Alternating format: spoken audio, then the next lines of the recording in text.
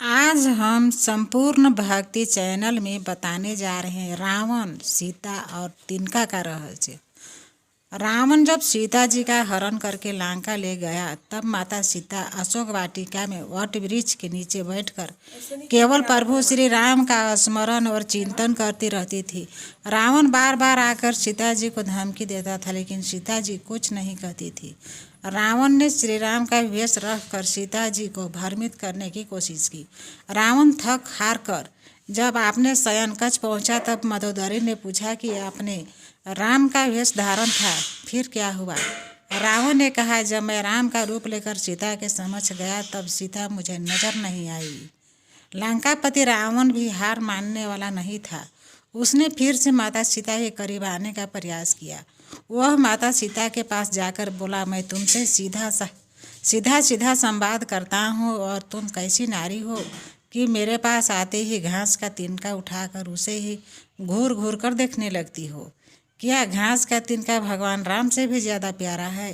रावण के इस प्रश्न को सुनकर माता सीता की आंखों से आंसुओं की धारा बहने निकली। माता सीता का बड़े आदर से गृह प्रवेश हुआ था, और उस परंपरा का उस घास के तिनके का रहस्य छिपा हुआ है।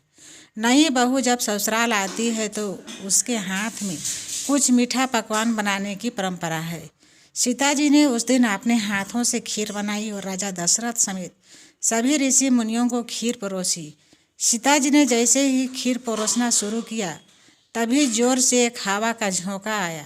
सभी ने अपने अपने पत्तल संभाली। सीता जी जब तक कुछ समझ पाती, तब तक राजा दशरथ जी की खीर पर एक छोटा सा घास का तिनका आकर गिर गया। सीता जी ने उस तिनके को देख लिया, लेकिन प्रश्न था कि आखिर खीर में हाथ कौन डाले। तब सीता जी ने दूर से ही उस तिनके को घूर कर देख लिया।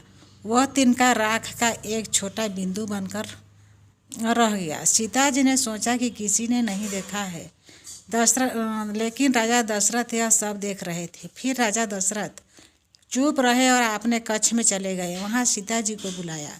राजा दशरथ ने सीता से कहा कि मैंने भोजन के समय तुम्हारा चमत्कार देख लिया था।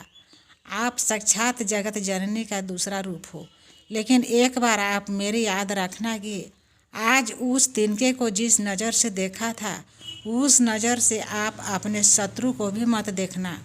इसलिए सीता जी के सामने जब रावण आता था, तो वह उस घास के तिनके को उठाकर देखने लगती थी। जय श्री राम।